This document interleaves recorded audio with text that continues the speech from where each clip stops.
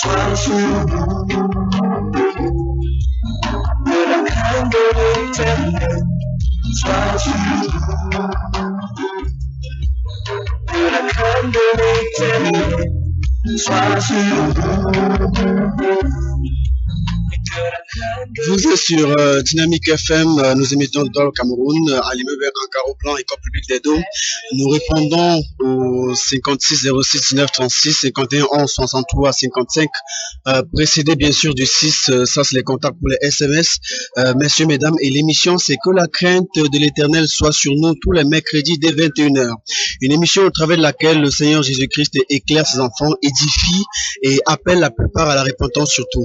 On a traité par plusieurs émissions le sujet de la repentance sur ce programme. On a parlé de la repentance en milieu chrétien, et la semaine dernière on a entamé avec les œuvres desquelles doivent se repentir les faux serviteurs avec le frère Élie Bertrand Tchabda qui est là ce soir. Bonsoir. Bonsoir Billy, bonsoir à tous les auditeurs de Dynamique FM encore ce soir. On a parlé des œuvres desquelles doivent se repentir les faux serviteurs la semaine dernière.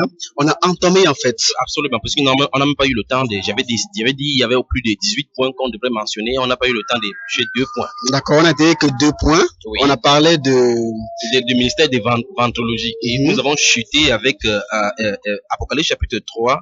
Je dis d'abord bonsoir à tous les auditeurs des Dynamique FM. Que nous aimons vraiment, vraiment. Donc, la dernière fois, nous avons commencé avec Ephésiens chapitre 2, le verset 20, où nous avons dit que Dieu a mis la fondation en donnant dans la Bible que nous avons été édifiés sur les fondements des apôtres. Jésus-Christ étant la pierre angulaire. Et on a chuté également, on a continué avec 1 Corinthiens chapitre 3, verset 9 à 11, où l'apôtre Paul dit qu'il a placé le fondement comme un sage architecte et des autres bâtissent de ce que chacun prenne garde la manière dont il bâtit ici, parce qu'aucun autre fondement ne peut plus être posé, parce qu'il l'a posé. Donc nous avons compris donc effectivement que Dieu avait désigné dans cette œuvre de la construction de son église qu'il avait un projet. Il a choisi des hommes initiaux, les apôtres dont il a désigné, pour mettre la fondation. Il a dit dans les Écritures que ça a été posé une fois pour toutes. Nous avons vu donc que chaque fois quand il y aura une reproduction de cette même semence-là, ça sera de cette façon-là. C'est pour cela qu'avec l'éloignement que nous avons constaté au courant des siècles des ténèbres et puis des dominations romaines, nous avons vu effectivement que les gens sont écartés de la parole originelle. Alors c'est au niveau il faut se poser la question d'aujourd'hui de savoir quel est le modèle. Or, Dieu ne nous a pas laissé dans les ténèbres, il nous a donné les saintes écritures, et ces saintes écritures ont été transmises une fois pour toutes. Pour dire quoi, si on a décalé à gauche ou à droite par rapport aux choses de Dieu, il faut que nous revenions à la parole. C'est pour ça que nous sommes là encore ce soir. D'accord. Donc, je rappelle que les œuvres desquelles ils doivent se repentir, la meilleure façon de les reconnaître, c'est de vérifier si c'est cadré avec la parole. Avec la parole. C'est pour ça que la dernière fois, nous avons effectivement lu dans le livre de Philippiens, chapitre 3, à partir du verset 17 et suivant, où l'apôtre Paul a dit que je vous dis de porter les regards sur ceux qui marchent d'après notre modèle. Et après, il a donné, et nous avons bien insisté là-dessus, il a donné effectivement la définition en disant que car il y en a plusieurs qui marchent en ennemi de la croix, comme il en a souvent parlé, il parle maintenant en pleurant. Imaginons, c'est en l'an 65 que l'apôtre Paul écrit cela en disant qu'il pleure. À combien de fois raison nous qui sommes parvenus à la fin des derniers jours. Parce que, franchement, lorsque vous voyez l'atmosphère spirituelle qui se passe dans tout le monde entier, vous voyez les prophéties qui s'accomplissent au jour le jour, et vous pouvez vous tourner dans le ciel, vous voyez les signes dans le ciel par rapport à la venue de notre Seigneur Jésus-Christ. Et pendant ce temps, des êtres humains se disant serviteurs de Dieu sont sur la terre, ils prêchent encore sur le matériel. C'est pour ça que nous sommes là pour réveiller les membres qui sont endormis. On va dire bonsoir à Chantal de Bonamoussadi qui est forcément à l'écoute. Bonsoir à tous les frères et sœurs en Christ à l'écoute de ce programme. Bonsoir à Parfait, bonsoir au frère Maxwell, bonsoir à toutes les personnes qui témoignent d'intérêt à ce programme. Et merci surtout pour vos prières.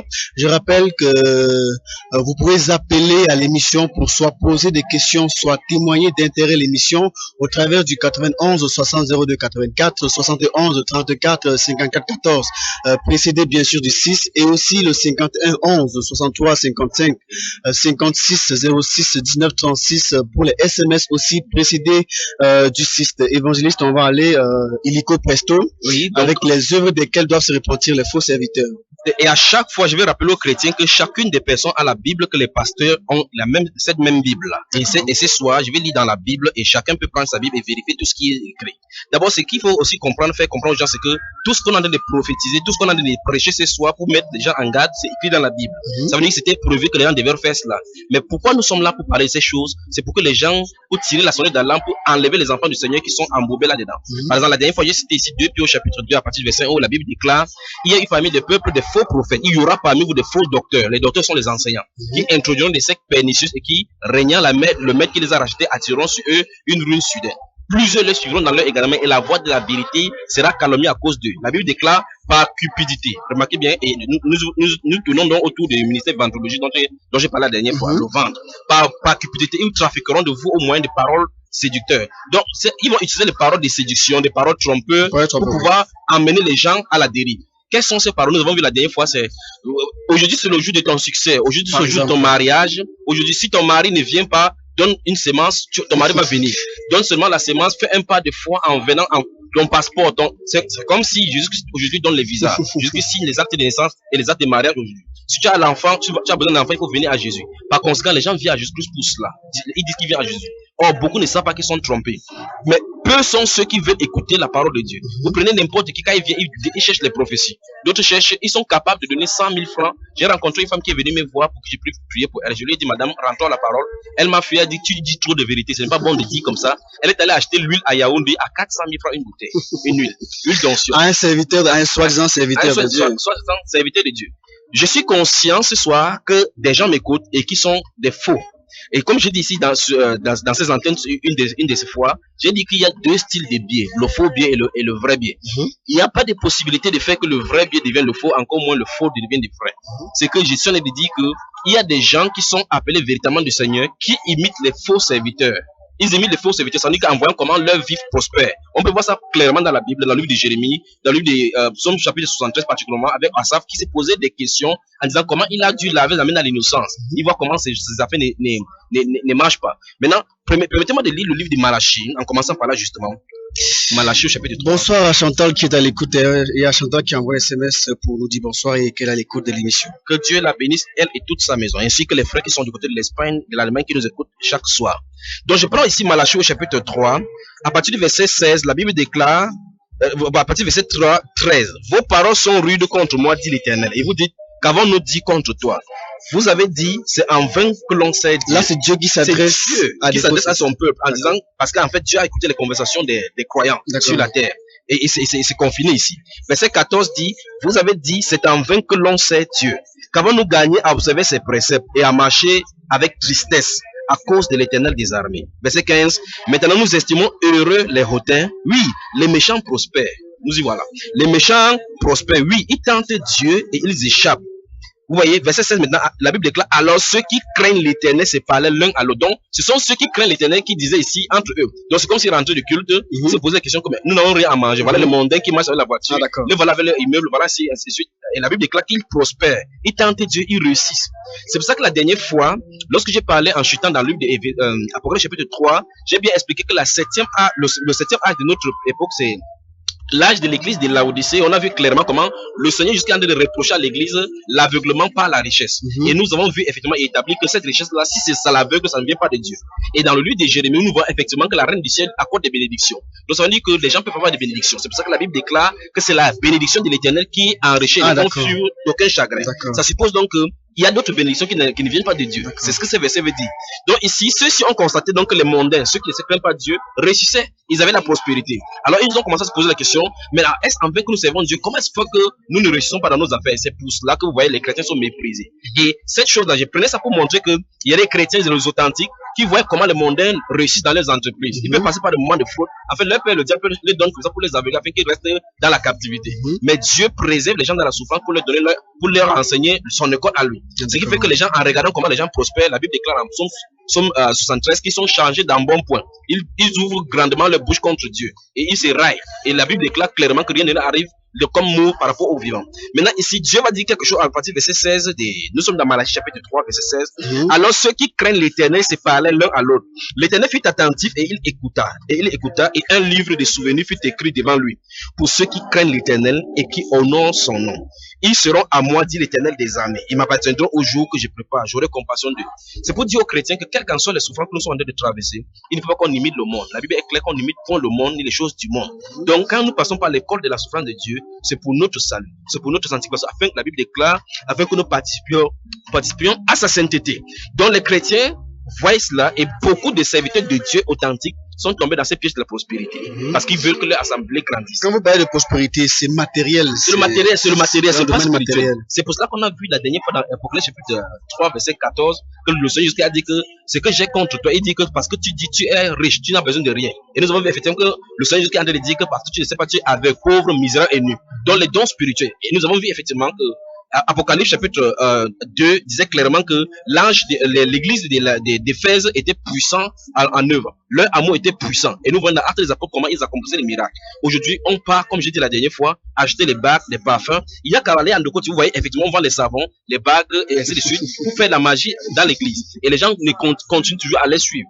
Donc nous sommes là pour dénoncer ces œuvres-là, pour indiquer aux faux serviteurs que leur place est en enfer. Si à ceux qui sont vrais et qui sont en train de vouloir les imiter, parce qu'ils viennent coopter les vrais serviteurs pour que les vrais serviteurs soient dans leur réunion. Sachant que c'est pour ça que vous voyez les carrefours, dans les carrefours partout, vous voyez les photos des pasteurs. Normalement, les serviteurs de Dieu, les authentiques, savent qu'il faut l'humilité. C'est Jésus qu'on doit présenter, pas un serviteur. Donc, vous voyez l'image des pasteurs, on va voir cela dans le document. L'image des pasteurs présentés, il n'est pas de présenter Jésus. C'est sa notoriété. Les photos sont généralement traitées par le magnétisme. Un pasteur qui se met au devant de la scène. Et les photos sont traitées par le magnétisme. C'est pour ça que vous allez voir comment les gens commencent à avoir la vision sur ces pasteurs, que Dieu leur a demandé d'aller servir dans son ministère. Ils ne savent pas qu'ils sont envoûtés. Donc ce soir, je vais avancer sur un autre point. La dernière fois, nous avons vu le ministère de ventrologie, que tout va tourner autour du ventre. Nous avons également vu qu'ils promettent des gens, il y a des fausses visions. Par la preuve, nous avons les mariages qui sont célébrés au milieu de l'assemblée et plus tard, ça se disloque. Et on dit que c'était Dieu qui avait dit. Et Dieu prophétise sur une personne qui est d'un mari, que ton mari c'est une autre personne. Et on voit ces choses-là qui a quand même la cacophonie. Donc il y a un mauvais esprit au milieu de ces gens-là. Donc nous allons entamer avec un autre point ce soir, c'est le ministère pastoral, par exemple. Le ministère pastoral.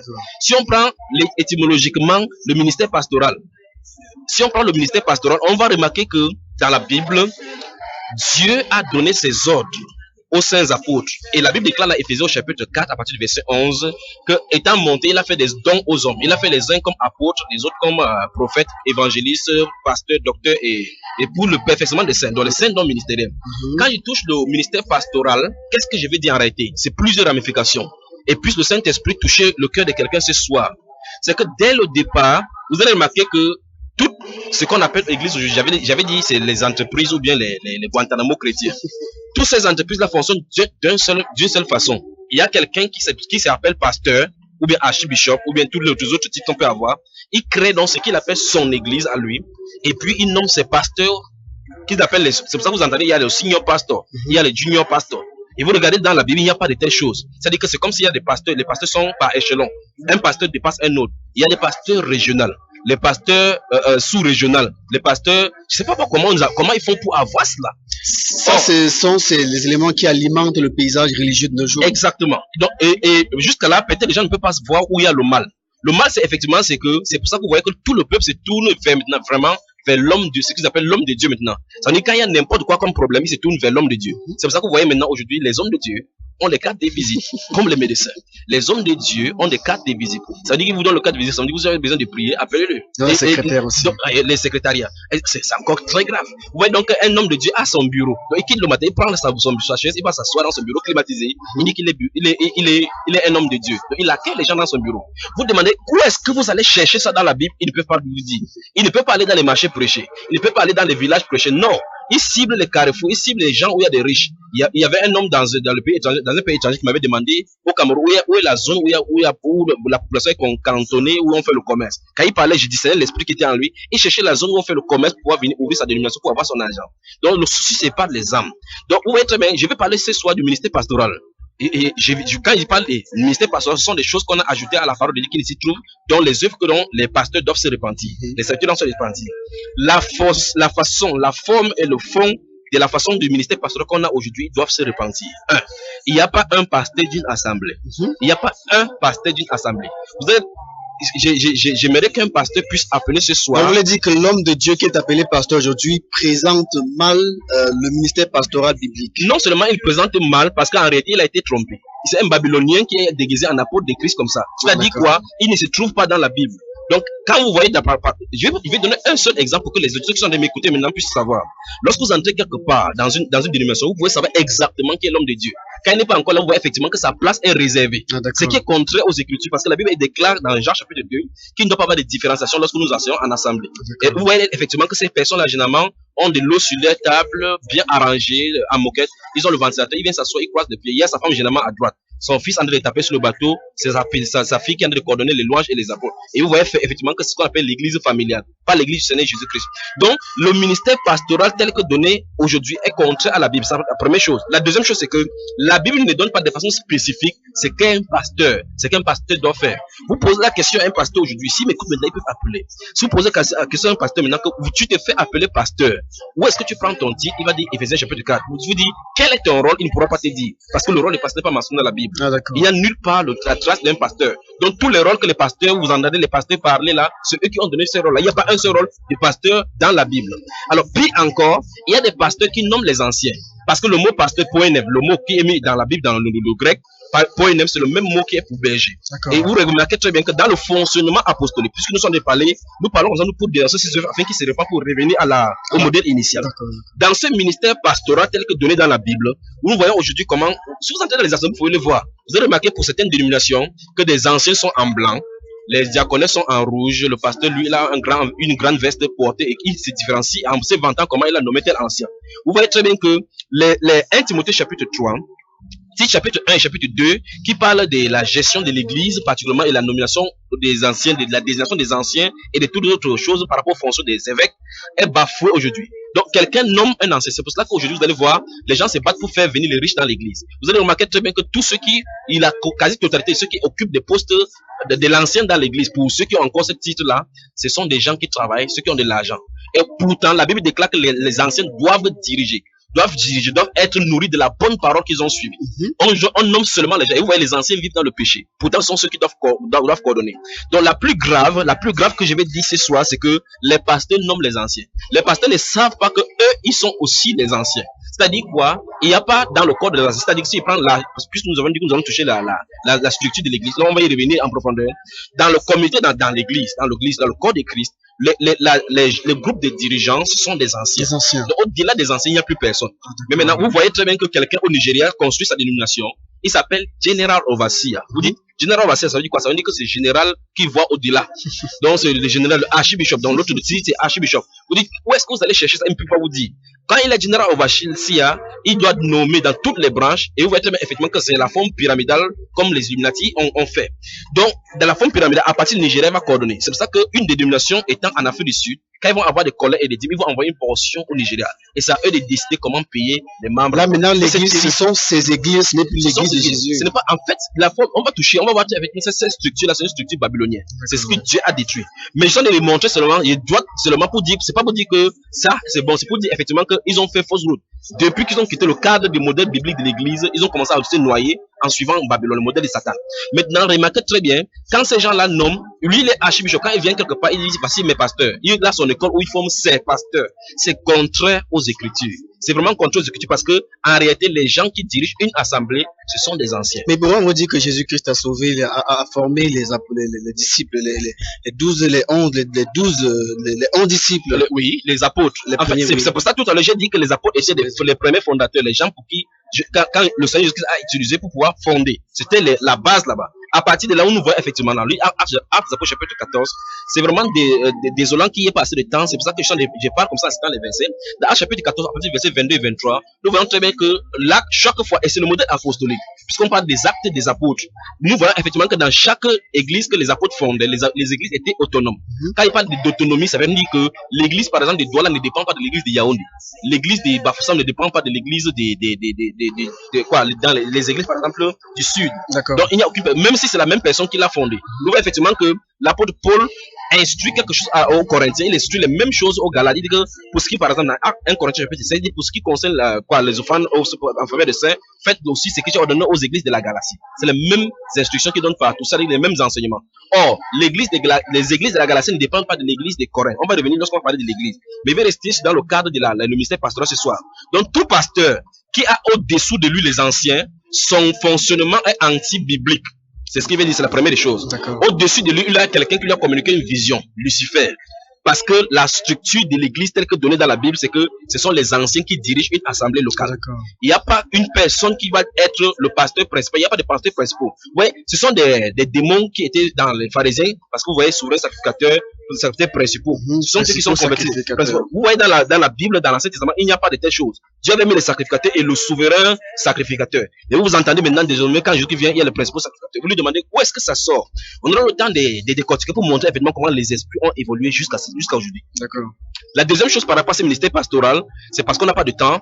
Nous voyons et nous constatons, ce que nous constatons sur le paysage religieux maintenant, c'est que vous remarquez très bien que depuis le 18e siècle et 19e siècle, il y a une église importée, une façon de croire en Dieu, une façon de croire dans la Bible importée des États-Unis. C'est que désormais, leur Dieu appelle maintenant les gens en couple. Vous allez voir maintenant la majorité des posters ou bien des statuts que vous voyez par rapport à la plaque publicitaire de leur dénomination. Vous allez remarquer que le pasteur ou bien le docteur ou le prophète, comme ils peuvent s'appeler là-bas, vont être là d'un côté et la femme est là de l'autre côté. Si le docteur Mustar, l'autre sera révérend Mystis. Donc Dieu les a appelés en couple. Vous regardez dans la Bible, il n'y a pas une femme enseignante parce que docteur avait dit enseignant. Vous allez voir, le plus grave, c'est qu'on met même révérend sur l'homme, on met révérende sur la femme. Ouais, quel esprit se trouve au milieu de l'église? Donc, le pasteur, c'est pour cela que je vous parle de l'entreprise familiale. C'est-à-dire que le jour qui n'est pas là, c'est sa femme qui prêche. Maintenant, on a trouvé une terminologie. Je ne sais pas dans d'autres coins du monde comment on appelle. On appelle aujourd'hui maman pasteur. Ah, d'accord. Vous demandez maman pasteur, qu'est-ce que ça veut dire?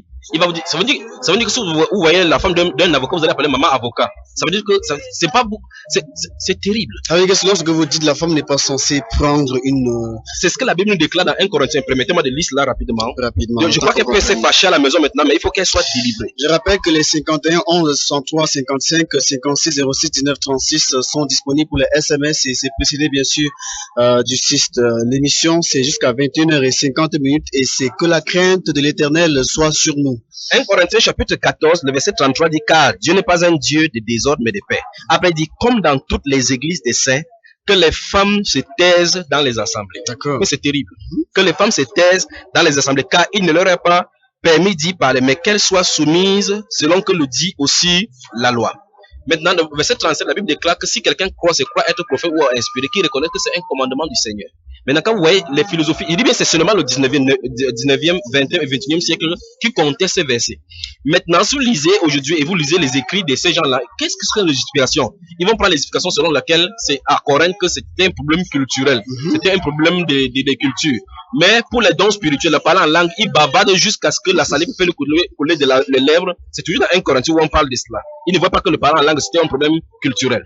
Or, si vous remarquez au chapitre 1, le verset 1, la Bible déclare Paul, apôtre de Jésus-Christ, et sur le frère Stoten, à l'église de Dieu qui est à Corinthe, à tous ceux qui, en quelque lieu que ce soit, invoquent le nom du Seigneur Jésus-Christ, le Seigneur et le nôtre. Donc la Bible dit à la première partie, premier verset, que la Bible peut écrire à tous ceux qui invoquent le Seigneur et le nôtre.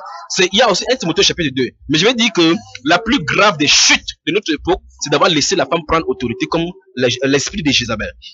Et nous allons sur ces antennes-ci traiter le cas de ces esprits de Jézabel dans toutes ses formes. Dans le cas des habillements, des rouges à lèvres avec des fards de sorcellerie qu'ils ont mis. Et remarquez très bien, vous allez remarquer effectivement l'autorité et l'autoritarisme que ces femmes de pasteurs ont aujourd'hui. Mais c'est quand même frappant. Je vais prendre deux exemples seulement dans la Bible pour que vous voyez. Vous remarquez dans la Bible que la Bible déclare que Pierre, l'apôtre, était marié. Vous remarquez que Jacques était marié. Mais nulle part, on ne mentionne même pas le nom de la femme de l'apôtre Pierre. On ne mentionne nulle part la femme de l'apôtre Jacques, qui sont regardées comme des colonnes de l'église de Jérusalem. Mais aujourd'hui, vous voyez très bien que maman pasteur, on vient même présenter même à l'anniversaire dans l'assemblée, et là, on applaudit. On demande, vous voyez, avec les faux ongles de Mami Wata, mais des cheveux terribles. Des personnes pourront vous dire que Jésus-Christ a dit, allez et faites de toutes les nations des disciples. Maintenant, si vous regardez assez Matthieu chapitre 28, à partir du verset 19, vous allez remarquer effectivement que Jésus a parlé à ses disciples. Mais si vous lisez au verset 16, la Bible déclare que les 11 disciples sont arrivés au lieu de rendez-vous que Jésus a donné.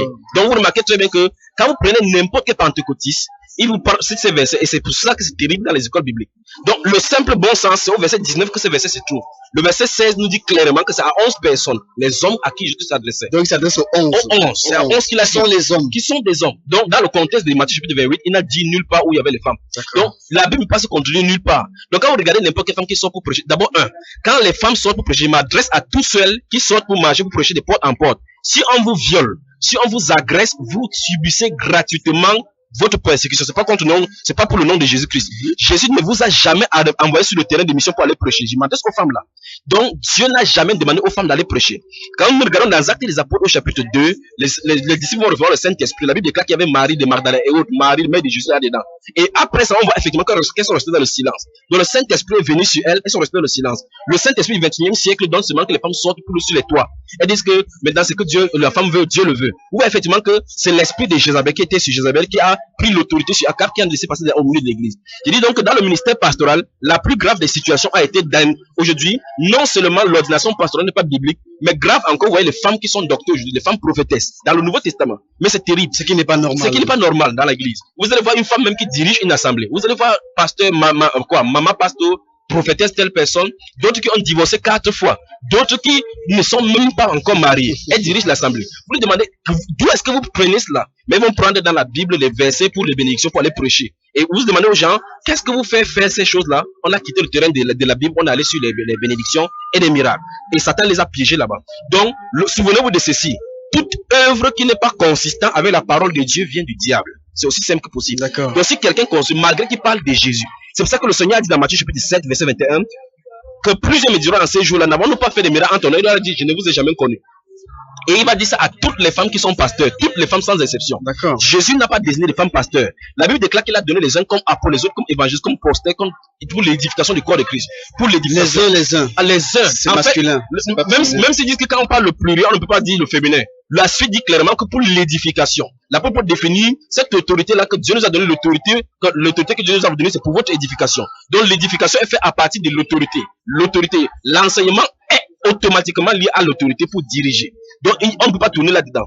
La femme, son ministère sur le silence. On va aussi voir dans un cas ici, si Dieu Est-ce qu'on peut essayer d'entrer un petit peu dans les Écritures pendant quelques petites minutes pour voir le ministère de la femme biblique? Dans ce cas, prenons donc Tite chapitre 2 pour Je voir rappelle effectivement que Maman Chantal qui est à l'écoute, les SMS seront lus tout à l'heure, le temps d'expliquer, le temps de développer tous ces sujets dont par la grâce du Seigneur on développe ce soir. Et je rappelle que vous avez l'opportunité d'appeler pour poser vos questions ou encore faire parvenir vos préoccupations au travers du 91 60 02 84 71 34 54 14 précédé bien sûr du 6. Mais j'aimerais dire sincèrement que je reconnais qu'il y a des femmes qui aiment Dieu véritablement, qui m'écoutent maintenant, mais qui ont été détournées seulement par des faux serviteurs, parce qu'ils ont miroité. Vous voyez, une fille vient, elle a un don spirituel, on dit que tu es prophétesse, elle commence à aller. Et j'ai assisté à la délivrance de beaucoup de filles qui se disaient prophétesses, donc c'était un esprit qui parlait. Donc il manque de discernement des esprits assez orthodoxes. Donc avant de présenter le ministère de la femme, on va revenir dans un autre enseignement sur ces zones pour enseigner aux femmes leur place effectivement. C'est que la femme doit faire dans l'église, c'est qu'elle ne doit pas faire. Donc, dans Tite chapitre 2, la Bible déclare à partir du verset 4, du verset 3, dit que les femmes âgées doivent aussi avoir l'extérieur qui convient à la sainteté. Ah ben c'est terrible seulement. Avoir les femmes qui portent le collant au milieu de l'église aujourd'hui, comme elles sont emballées comme Michelin, comme des saucissons. Mais regardez très bien, on dit que les femmes âgées doivent aussi avoir l'extérieur qui convient à la sainteté. De façon unanime, vous prenez tous ces pasteurs au champ de les dénoncer aujourd'hui, ils vont vous dire que Dieu ne regarde pas à l'extérieur, il regarde au cœur. Et ici, la Bible parle de la sainte doctrine qu'on doit distribuer, qu'on doit nourrir dans l'église. Il dit que les femmes âgées doivent être des modèles pour les jeunes filles, en commençant par leur extérieur. Pour l'homme, Dieu parle de la sainteté. Pour la femme, Dieu parle de la sainteté dans le cœur et dans l'extérieur. On va voir dans leur ministère. Mais ici, la Bible déclare, dit que les femmes âgées doivent aussi avoir l'extérieur qui convient à la sainteté. N'être ni médisant, le ministère de Congossa pour les femmes, ni à donner au vin, qu'elles doivent donner de bonnes instructions dans le but d'apprendre aux jeunes femmes à aimer leur mari et leurs enfants. Nous voyons effectivement que la volonté parfaite de Dieu ici, c'est que les femmes se tournent vers le foyer. Donc le ministère de la femme est orienté vers le foyer. La Bible déclare à être retenu chaste, à être retenu les femmes. C'est le Nouveau Testament, c'est pas la loi. Parce qu'on dit comme ça, les gens disent que vous êtes les machos, vous êtes misogynes. C'est ce mouvement féministe qui a commencé avec le 8 mars et autres là-bas de l'ONU, qui a commencé à mettre l'égalité hommes et femmes. Maintenant, verset 5 dit ici, à être retenu chaste, occupés aux soins domestiques, bonnes, soumises à leur mari, afin que la parole de Dieu ne soit pas blasphémée. Dans le monde, on dit qu'à la maison aujourd'hui, c'est elle qui porte le pantalon. Pour dire quoi? Pour dire qu'en réalité, elle ne devait même pas porter le pantalon. Quand vous regardez dans les toilettes publiques aujourd'hui, vous voyez effectivement qu'on décide la femme avec le jupe, l'homme avec le pantalon. Mais elle vient avec le pantalon, elle entre là où il y a la jupe. Elle ne se pose pas de questions. que c'est contraire, la morale lui impose qu'elle ne doit pas porter le pantalon. Donc, pour répondre à la question, les femmes leurs ministères sont orientés dans la maison. La famille. Et si c'est les femmes âgées, elles doivent donner de bonnes instructions aux jeunes filles, savoir comment aimer leur mari et autres là-bas. Et il faut passer une journée avec un enfant pour savoir comment la tâche est difficile. Pas étonnant donc que ces pasteurs de champ de vallée sont accusés d'adultère. Ces pasteurs, et la Bible déclare qu'ils sont insatiables du péché. Pourquoi? Parce que leur femme est occupée dans le ministère, dans son ministère. Pendant ce temps, ils couchent avec les petites filles, les filles de Coran. Oui, parce qu'elles ne sont pas à leur place. Parce que quand elles ont quitté leur place dès le départ, elles ne sont plus sur le terrain de Dieu. Satan est dans le coup. Vous entendez plusieurs fois dans le monde entier, il y a des pasteurs dits célèbres qui ont divorcé. Vous leur demandez avec quoi travailler, pourquoi Dieu ne leur a pas gardé de cette souillure-là. Et vous voyez dans la Bible, prenons l'exemple de l'apôtre Pierre et l'apôtre Jacques dont j'ai parlé tout à l'heure. On n'a pas mentionné le nom de la femme de Pierre. On n'a pas mentionné pour l'apôtre Jacques. C'est l'apôtre Paul qui nous dit dans 1 Corinthiens que n'avons-nous pas le droit de mener une seule qui soit notre femme, comme le fait Céphas et Jacques et les autres frères du Seigneur. Donc dans ces renseignements, c'est lui qui nous renseigne que Jacques était marié. Donc on ne voit même pas le cas. Donc si normalement Dieu devait appeler, c'est les premières personnes là qui devaient appeler en disant que comme la femme de Paul est comme Pierre est le capitaine, la femme maintenant est la capitaine, les femmes de Pierre est la capitaine de toutes les femmes. Mais elles sont restées dans le silence. Donc toutes les femmes qui veulent suivre Jésus-Christ de la même façon doivent rester dans la soumission. Marie, la mère de notre Seigneur Jésus-Christ, quand elle a reçu le Saint-Esprit, on n'a plus jamais entendu parler d'elle. Elle n'a pas réclamé le ministère pour dire que c'est elle qui a le ministère. C'est quand même étonnant. C'est quand même étonnant. C'est étonnant d'autant plus qu'aujourd'hui on veut l'élever à la place de Jésus-Christ. Pourtant il n'a jamais dit quoi que ce soit. De rester dans le silence. Vous voyez, n'est-ce pas? Aujourd'hui on veut élever les femmes. Non, la femme, tu as du potentiel en toi. C'est aujourd'hui qu'ils ont rendu compte qu'ils ont du potentiel. Donc Dieu avait oublié les femmes depuis. Non. La femme a effectivement la place et c'est là-bas où Dieu l'attend. Ce n'est pas qu'on a négligé les femmes, c'est que chacun doit trouver sa place. Évangéliste, quelqu'un pourrait vous dire que quand elle prêche, il y a beaucoup de personnes qui sont converties. Qui leur a d'abord demandé qu'ils sont convertis? Parce qu'elle-même n'est pas convertie. Parce que si elle était convertie, elle devait marcher dans la voie de Dieu. J'aimerais leur prouver ici sur les antennes que non seulement elle ne prêche pas la parole de Dieu, mais elle ne prêche pas les gens qui sont convertis. Elle dit les choses que les gens aiment entendre et les gens les suivent parce qu'ils ont entendu. Parce que si quelqu'un aime Dieu, il suivra le commandement de Dieu. Le commandement de Dieu dit clairement que la femme doit se taire. Et l'apôtre Paul a dit là, si quelqu'un croit être prophète, mais c'est terrible. Même les femmes de prophètes enseignent. Les prophètes laissent les femmes enseigner. Quel Dieu leur a dit que la femme doit enseigner? Pourtant, l'apôtre Paul nous a donné la fondation que si quelqu'un croit être inspiré ou prophète, qu'il reconnaît que c'est un commandement du Seigneur. Donc c'est le Seigneur qui lui a dit que je ne permets pas à la femme d'enseigner. Évangéliste, est-ce que la conversion, c'est en un instant? La conversion, c'est un processus qui est instantané. Maintenant, la marche dans cette conversion, après la conversion, c'est la vie de Dieu. C'est-à-dire qu'on découvre le Seigneur au fur et à mesure, on grandit, on se débarrasse des choses. C'est pour ça qu'on parle de la marche. C'est le déploiement du vieil homme qui se corrompt et de ses œuvres. Donc la conversion est instantanée. La conversion, ce n'est pas un processus où ça va durer longtemps pour se convertir. Parce que lorsque vous avez des billets en CFA, vous pouvez convertir en euros, vous ne passez pas en ralenti pour le faire. Ah, vous tendez de l'autre côté le euro, on vous donne le dollar ou bien un autre billet. Et là, vous avez converti, vous avez fait quitter d'une étape à un autre. Maintenant, vous pouvez utiliser cet argent que vous avez utilisé pour changer, faire n'importe quoi avec cela. C'est la marche avec cet argent. Mais la conversion, c'est instantané. Parce que quand la vie de Christ vient en toi, à partir de cet instant, tu es converti. C'est au fur et à mesure que tu vas abandonner dans la marche, on pardonne de la marche en nouveauté de vie. Nouvelle naissance. La nouvelle naissance. Donc la Bible dit ici que les femmes doivent se taire. Je suis encore au niveau du ministère pastoral. Donc tout pasteur qui dirige une assemblée, quand vous entendez qu'un pasteur ouvre son église, c'est déjà faux d'après la Bible. Et deux, si vous entrez dans une assemblée, vous voyez un pasteur qui a derrière sa chaise seul et les anciens de l'autre côté, c'est faux. 3. Tout pasteur que vous entendez que sa femme prêche ou n'importe qui prêche comme une femme dans son assemblée, c'est faux. 4. Une femme que vous entendez prophétesse dans le Nouveau Testament et qui dit prophétesse, que ce soit sur les ondes, n'importe quelle radio, dans la télévision, c'est faux, même si elle donne les bons enseignements. Souvenez-vous, même si c'est Satan prêche de bons enseignements. Pour la petite histoire, je vais le rappeler, le premier sataniste le plus connu de la Bible qui a prêché les plus bons enseignements, c'est Judas Iscariote. Ah, d'accord. Judas Iscariote prêchait l'enseignement qu'aucun des faux apôtres aujourd'hui ne prêche. Il prêchait la repentance au royaume. La Bible dit dans Actes chapitre 1 qu'il n'avait pas au même ministère que les apôtres Pierre. Il guérissait les malades, il ressuscitait les morts, mais il allait en enfer. Donc ce n'est pas le fait qu'on prêche ce qui est bien qui est ça. C'est que oui ou non, est-ce que tu es avec Dieu? Parce que Dieu dit, si quelqu'un aime, et dans 1 Corinthiens chapitre 16, verset 22, la Bible déclare que celui qui n'aime pas le Seigneur, qu'il soit anathème, maudit. Donc si une femme aime le Seigneur, elle restera à la place du Seigneur. Si elle n'aime pas le Seigneur, elle ne restera pas. Et si elle aime le Seigneur, elle va obéir au Seigneur. Parce que la Bible déclare qu'à ceci, tous reconnaissons que vous êtes mes disciples si vous marchez d'après mes commandements. Et mes commandements ne sont pas pénibles. Donc si une femme se lève, prend la Bible, se met au pupitre pour prêcher, alors que les hommes sont affaires. Et j'aimerais bien parler à ces hommes, les ACAP. Il faut la délivrance à tous ces hommes qui se restent enseignés. Vous voyez sur les chaînes de télévision, une femme, elle porte les habits comme de poisson, comme Mami Wata, elle est en train d'enseigner, et les hommes sont en train d'absorber. Est-ce que vous saisissez? Donc, Dieu a formellement interdit à la femme d'être pasteur, évangéliste, docteur, prophète. C'est le ministère spirituel qui a été donné aux hommes. Ce sont les dons hommes que Dieu a donné. L'autorité, en fait. L'autorité pour diriger l'église. Parce que la direction, c'est avec l'autorité. L'autorité est liée à l'enseignement. L'enseignement est lié avec l'autorité. Il n'y a pas d'enseignement sans autorité. D'accord. C'est écrit Jésus qui a dit. Donc, la deuxième chose, c'est que tout pasteur qui est passé par le centre de formation pour devenir pasteur doit quitter parce que Dieu ne le connaît pas. On ne devient pas pasteur, c'est une vocation. La Bible n'est pas, le mot grec là-bas c'est klesis. C'est une vocation céleste, un appel divin qui est adressé avant la fondation du monde. Par exemple, lorsque vous voyez par exemple l'apôtre Pierre et les autres apôtres, quand Jésus va venir les appeler, ils étaient dans l'enseignement, dans leur formation de Dieu, mais ils étaient en train de pêcher des poissons. Le Seigneur qui va venir dire, Pierre, suis-moi, je te ferai pêcher d'hommes avec tous les autres Lévi et autres là. Mais plus tard dans Jean chapitre 17, qu'est-ce qu'on va remarquer? On va remarquer dans la prière sacerdotale du Seigneur Jésus-Christ, il va dire, ils étaient à toi et tu me les as donnés. On a un auditeur au bout du fil. Allô, bonsoir. Bonsoir. Oui, bonsoir. Oui, je suis votre émission depuis un certain temps là. D'accord, on vous écoute. Et je vous savoir si que la femme doit... Vous appelez comment tout d'abord, monsieur? Je m'appelle Pierre. Vous appelez Pierre? Oui. Pierre, tout simplement. Oui, Pierre, oui. On vous écoute en tout cas.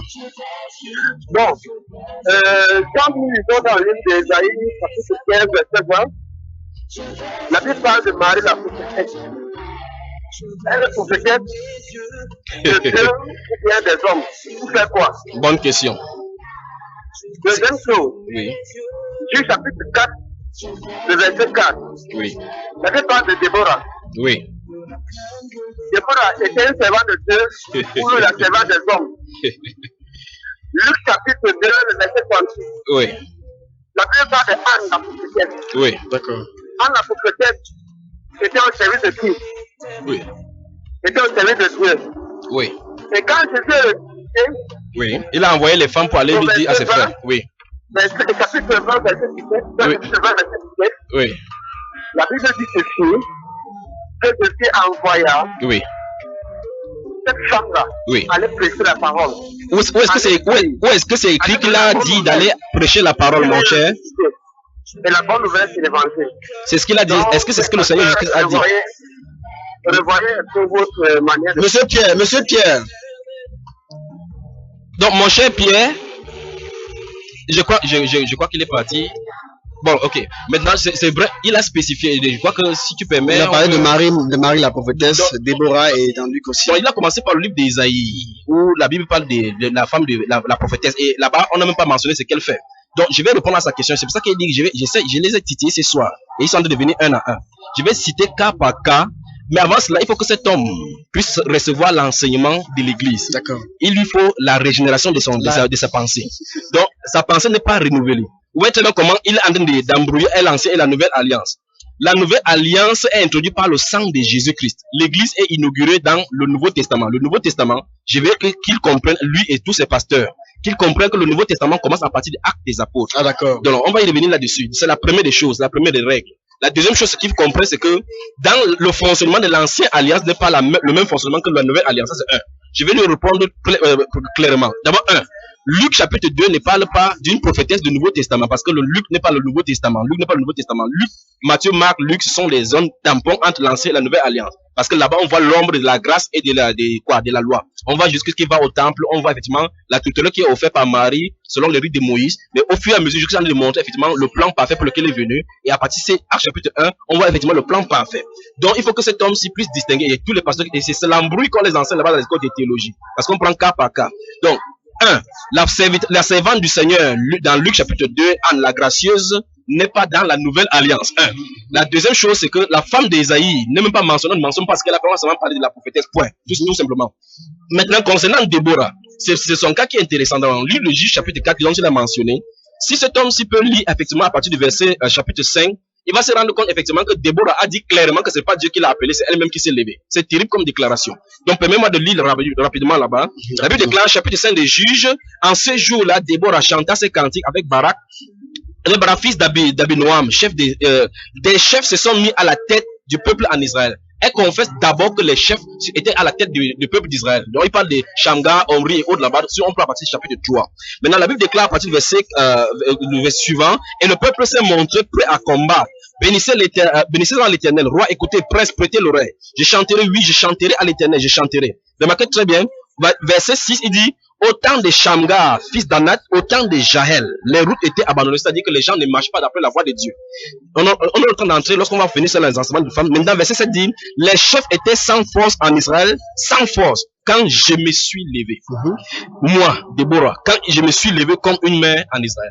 Maintenant, si ce monsieur se lit depuis le chapitre 3, il va voir effectivement que l'Éternel a suscité Shamgar, a suscité Omri, a suscité toutes les autres choses, mais c'est la seule personne ici qu'on dit qu'elle ne sait pas si Dieu n'a pas dit qu'on a suscité Déborah. C'est la première chose. Elle s'est levée. Et chaque fois en Israël, c'est comme ça, là. Lorsque les hommes baissent le bras, les femmes se lèvent. Et c'est ce qui est arrivé dans l'église aujourd'hui. Donc, là, ils sont en train d'expliquer terre à terre ce qui s'est passé. D'abord, il ne peut pas prendre ceci pour mettre là dans l'église, parce que l'église de Dieu, ça a son type à lui. Dans 1 Timothée chapitre 3, versets 15 et 16, la Bible déclare, l'apôtre Paul dit à Timothée en disant que, afin que je ne vienne, que tu saches comment se conduire dans l'église de Dieu vivant, qui est la colonne, l'appui et de la vérité. L'apôtre Paul prend le temps avec l'apôtre Pierre pour expliquer effectivement que ces choses n'avaient pas été rappelées, révélées aux apôtres, aux prophètes d'antan. Mais ça a été rappelé maintenant, révélé maintenant à ces saints apôtres. Donc il y a des choses qui étaient cachées en Dieu, mises en évidence maintenant dans l'église. Et c'est la réalité. Je ne sais pas savoir comment on est dans la réalité. Quelqu'un est allé dans l'Ancien Testament pour trouver. Il a venu de ce côté qui rappelle, il me montre une seule prophétesse dans le Nouveau Testament. Une seule prophétesse. Autre chose qu'il a cité, c'est la Jean chapitre 20 à partir du verset 19 où Jésus-Christ a fait, quand il est resté, il s'est montré d'abord aux familles, il a dit, allez dire à mes frères. Si allez dire à mes frères que je suis ressuscité, c'est aller enseigner les gens. C'est que je ne comprends pas, il ne comprend pas ce qu'on appelle ni la différence entre enseigner, prêcher et autres là-bas maintenant. Donc ça veut dire que si Jésus-Christ, c'était, de toute façon, la Bible déclare que ce sont deux anges qui ont d'abord vu Jésus et avant par la suite cette femme-là, parce que les anges étaient à ce chevet. Pourquoi tu ne dis pas que les anges doivent aller prêcher parce qu'ils ont vu Jésus en premier lieu? Donc, vous voyez, les gens vont dans la Bible. Pourtant, la règle doctrinale de la Bible est claire. Quelque chose qui est clair doit permettre à nettoyer toutes les autres zones. Clairement, c'est écrit noir et blanc, je ne permets pas à la femme d'enseigner. D'accord. C'est clairement écrit également que je ne permets pas à la femme par deux fois dans la Bible. Et c'est à l'église qui s'en est s'adresser. Maintenant, il peut chercher dans l'ancienne alliance. Maintenant, s'il veut dans cette même ancienne alliance pour dire clairement que Salomon avec 1000 femmes, est-ce qu'il peut me marier avec 2 femmes? Je vais dire que non. La nouvelle, elle ne permet pas. Vous voyez, ils vont faire le ping-pong comme ça. Maintenant, la chose qu'il veut dire encore, c'est ceci. Cette chose-là a fait le temps, c'est que les gens ont manipulé la Bible parce qu'il faut faire les choses clairement selon les alliances. Donc, il faut que cet homme-ci reçoive l'enseignement par rapport à l'ancienne alliance et la nouvelle alliance et son fonctionnement. Évangéliste, on est obligé d'abréger parce que le temps nous tient à la gorge. On n'a plus que 7 minutes et on a 2 questions, 2 messages de Chantal de Bouddha Moussadi qui nous sont parvenus. Et j'aimerais bien que vous nous disiez. Donc, en conclusion, on comprend que dans l'église de Jésus, il n'y a pas de femme qui enseigne. C'est pas possible. Le verset qu'on a lu, c'est clair. Dans ces 1 Corinthiens, si cet homme n'a pas encore lu ou bien veut déchirer ça dans sa Bible, qui peut déchirer. La Bible déclare dans 1 Corinthiens 14, verset 33, il dit comme dans toutes les églises des saints. Si son église n'est pas l'église des saints, ils peuvent continuer à enseigner. La Bible déclare comme dans toutes les églises des saints. Que les femmes se taisent. Dans 1 Corinthiens chapitre 11, verset 16, il va dire que si quelqu'un se plaise à contester, nous n'avons pas cette habitude. Pas plus que les églises de Dieu. Et l'église de Dieu, c'est l'église de Dieu. Donc, si c'est l'église des saints qui dirige, la femme ne doit pas enseigner. Fin de citation. On a une plainte de Chantal qui dit pourquoi vous ne pouvez pas donner votre enseignement sans vous contredire les uns les autres.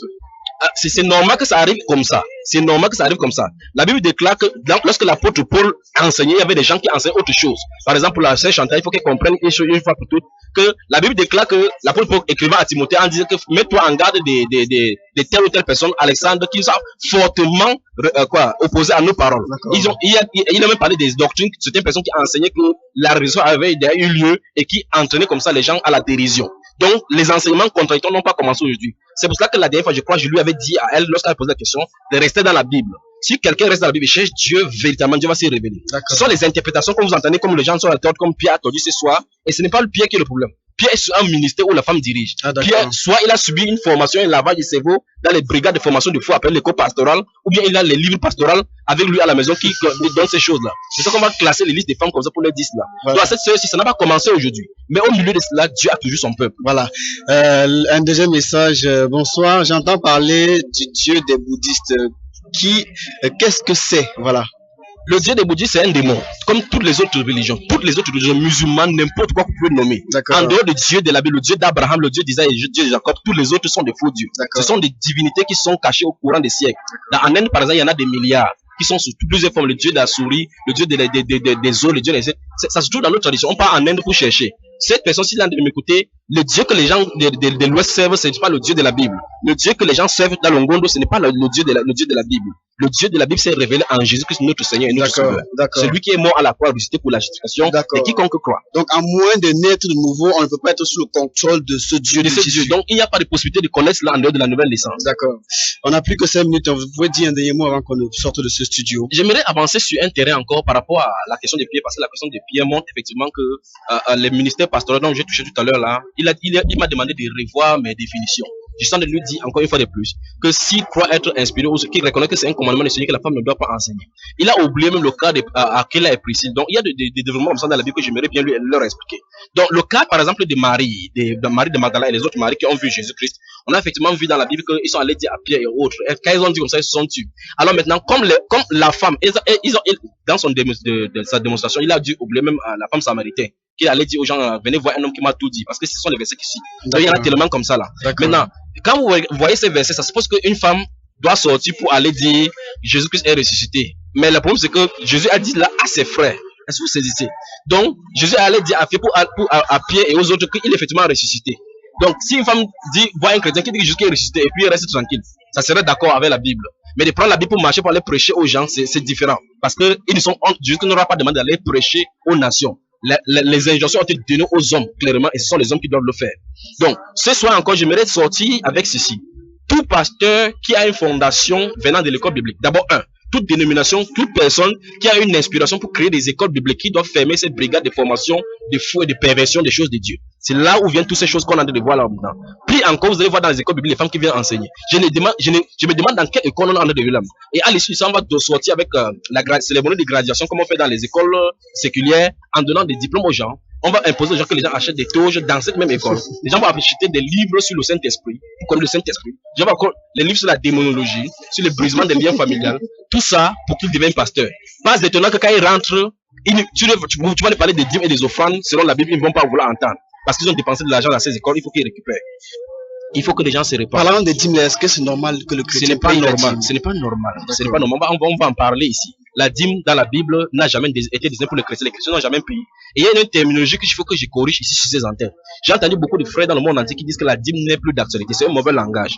Ce n'est pas que quand on dit la dîme n'est plus d'actualité, ça suppose que c'est comme si c'était d'abord dans l'actualité et puis on a annulé. Non. La dîme n'a jamais été d'actualité pour les chrétiens. Donc depuis la naissance de l'église, la dîme n'a jamais été d'actualité. Jusqu'en 200, c'est Cyprien de Carthage qui a introduit ça après que le canon biblique avait été formé.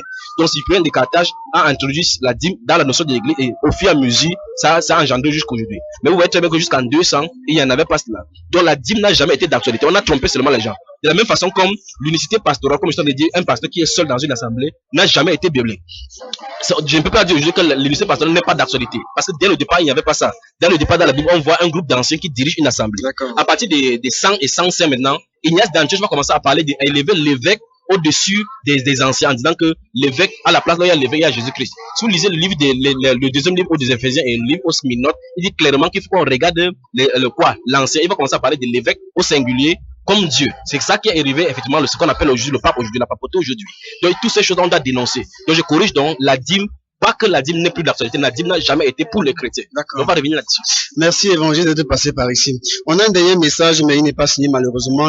Signez vos messages quand vous les envoyez. Merci Élie Bertrand pour être passé par ici et rendez-vous à la semaine prochaine. Je prie que les enfants de notre Seigneur Jésus-Christ puissent prendre au sérieux la Bible parce que l'heure où nous vivons est vraiment terrible, qu'il faut qu'on se prépare à tout moment parce qu'elle n'avait même pas à avoir lieu à tout moment. D'accord. Merci à tous d'être restés à l'écoute et rendez-vous mercredi prochain, 21h.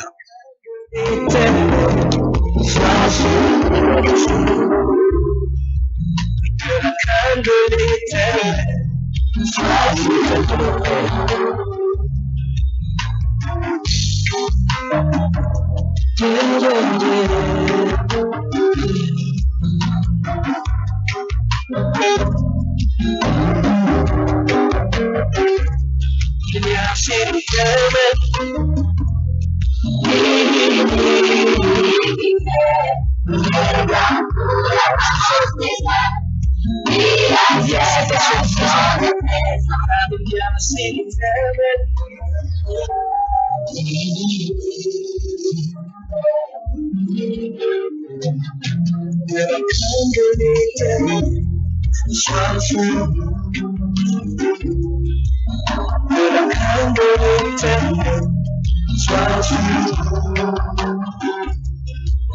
Que la crème de t'aimer, sois sûr. Que la crème de t'aimer, sois sûr. Je vais sur mes actes, je vais sur tout, je vais sur mes actes.